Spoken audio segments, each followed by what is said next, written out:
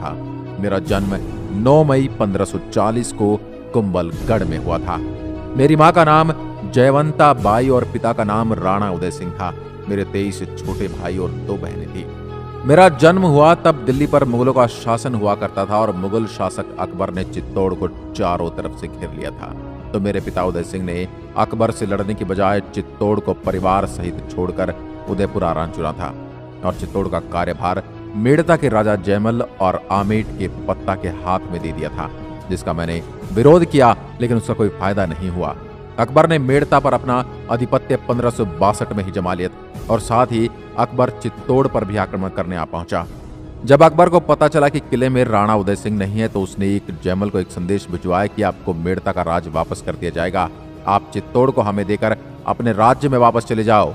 लेकिन जयमल ने अपनी वापसी में बहुत करारा जवाब दिया कि है गढ़ मारो मैं हूं धनी, असुर फिरे किम आण, कुच्चा जूत्री कूटरी दीदी मने दीवान। यानी कि ये गढ़ मेरा है और एकलिंगजिंग के दीवान मेवाड़ के राजा किले की चाबी मुझे देकर गए हैं, इसलिए जब तक मैं जिंदा हूं किले को कोई दुश्मन अंदर नहीं आ सकता।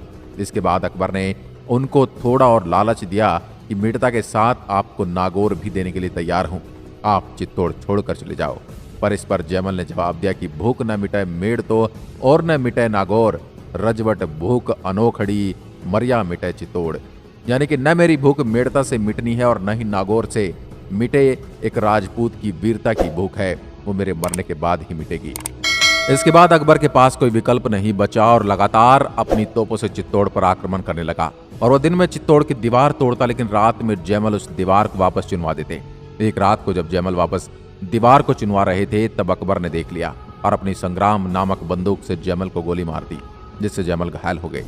और उसके बाद अकबर चित्तौड़ पर आक्रमण कर देता है, जिसके बाद जयमल के पास केसरिया और जौहर करने के अलावा कुछ बचता नहीं है, क्योंकि किले में खान पान के लिए कुछ बचा नहीं था और बाहर अकबर डेरा डालकर बैठा था। उस समय फूल कुंवर के नेतृत्व में जौहर किया गया कि पत्ता चुंडावत की पत्नी थी और जयमल की बहन थी।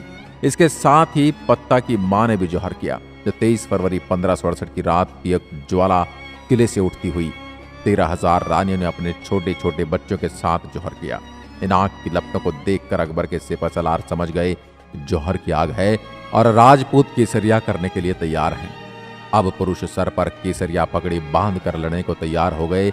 जयमल रोने लग गए कि मैं कितना बदनसीब हूं, घायल अवस्था में होने की वजह से मैं लड़ाई में भाग नहीं ले सकता।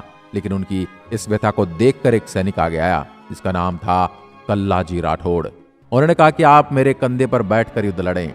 इस तरह जयमल भी युद्ध के मैदान में उतरे और कल्लाजी के कंधे पर बैठकर युद्ध लड़े। इसी वजह से कल्लाजी राठौड़ को 4 हाथों का देवता कहा जाता है।